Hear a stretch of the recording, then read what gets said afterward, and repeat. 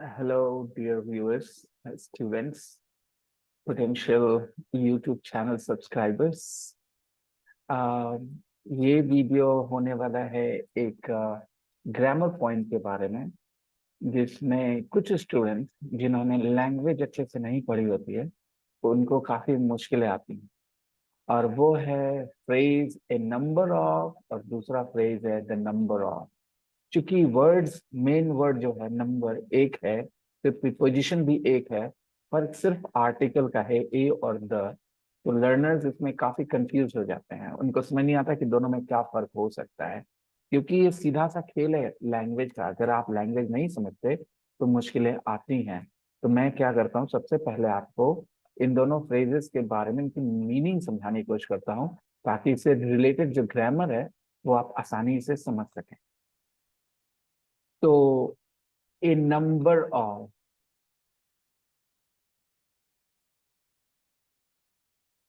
okay, a number of, मैं कुछ sentence लिखता हूँ जिससे शायद आपको मीनिंग ऐसे भी क्लियर हो जाएगी। I have a number of books. I love reading.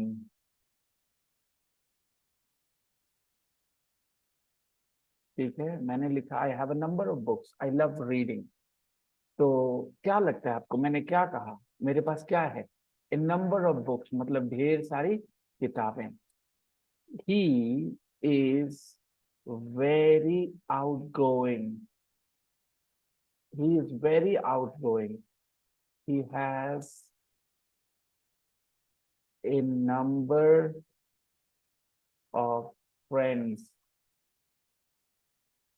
वो ना बहुत आउटगोइंग, आउटगोइंग मतलब जो बहुत खुल के बातें करता है, ओपन, कहते हैं ना एक्सट्रोवर्टेड, आप समझते हो ना एक्सट्रोवर्टेड। आउटगोइंग मतलब वही होता है। He is very outgoing. He has a number of friends. तो जो लोग उस तरह से होते हैं, एक्सट्रोवर्टेड होते हैं, जो लोगों से खुल के हंस के बात करते हैं, बहुत ज्यादा लोगों के साथ खुल के रहना पसंद करते हैं, उनके दोस्त बहुत होते हैं ना। तो he has a number of friends, ढेर सारे फ्रेंड्स हैं। तो बेसिकली अ नंबर ऑफ मतलब हुआ ए लॉट ऑफ, राइट। इसका मतलब हुआ a lot of. A number of मतलब a lot of. A number of studies have proven. अब मैं थोड़ा दूसरे तरह के एग्जांपल दे रहा हूँ, चलिए लिख देता हूँ इसको भी यहाँ पे। ए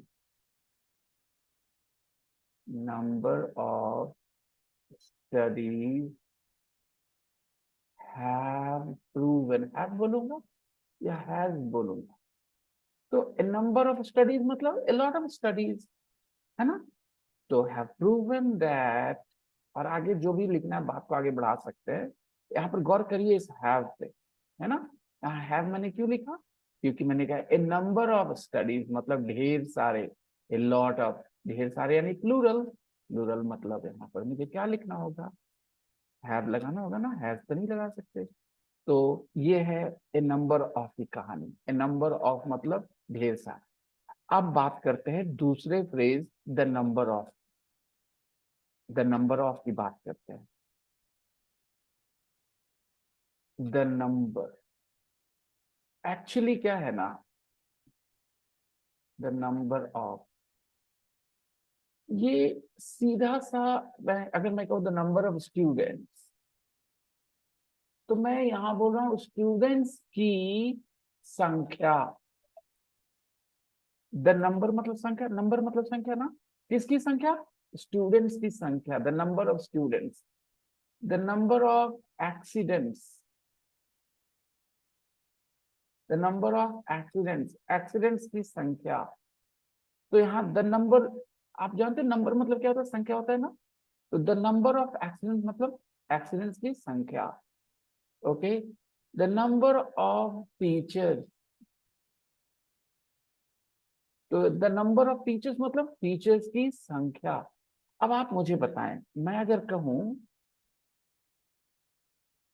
स्टूडेंट्स बढ़ रहे हैं, खाली मैं कहूं स्टूडेंट्स बढ़ रहे हैं, the students are, students are, क्यों?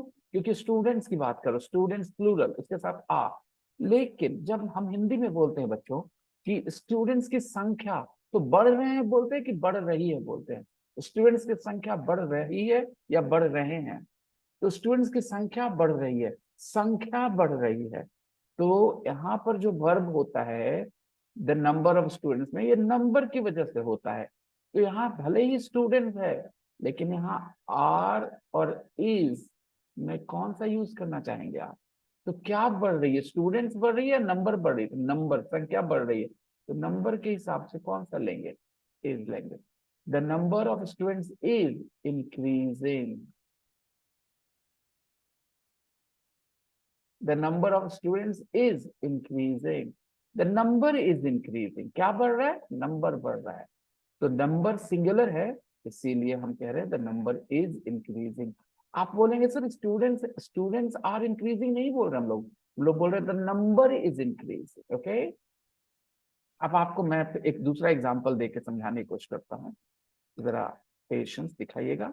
हाँ, एक एग्जांपल देता हूँ, गौर से सुनिए। The father of the children, आप बताएं इज बोलेंगे कि आर बोलेंगे? आप बताएं। The father of the children is कि आर? क्या आप यहाँ चिल्ड्रन की वजह से आर बोलना चाहेंगे या द फादर के लिए इज बोलना? The father of the children, बच्चों के पिता, इनकी बात हो रही है ना, तो आप यहाँ इज बोलते हैं ना फादर के हिसाब से। वैसे ही द नंबर ऑफ स्टूडेंट्स, यहाँ पर स्टूडेंट्स की वजह से नहीं, नंबर की वजह से इज या है, जो भी सेंटेंस हो सिंगुलर वर्ब आप यूज करते हैं इसकी वजह से। कितना आसान है समझना ये। तो नंबर, संख्या, राइट। और ए नंबर ऑफ मतलब मैं पहले ही बता चुका हूं, ए नंबर मतलब होता है plural, a number of students मतलब ढेर सारे स्टूडेंट। तो जब आप समझ गए हैं तो क्या यहाँ बताना मुश्किल होगा? यहाँ पर आर आएगा और यहाँ पे इज आएगा, ठीक है। तो ये याद रखने की जगह कि द नंबर ऑफ सिंगुलर होता है, ए नंबर ऑफ प्लूरल होता है, याद करने की जगह इसको आप बेहतर तरीके से समझिए कि ए नंबर ऑफ स्टूडेंट्स मतलब ए लॉट ऑफ स्टूडेंट्स। तो जाहिर सी बात है आपको आर लिखना होगा या हैव लिखना होगा, ठीक है।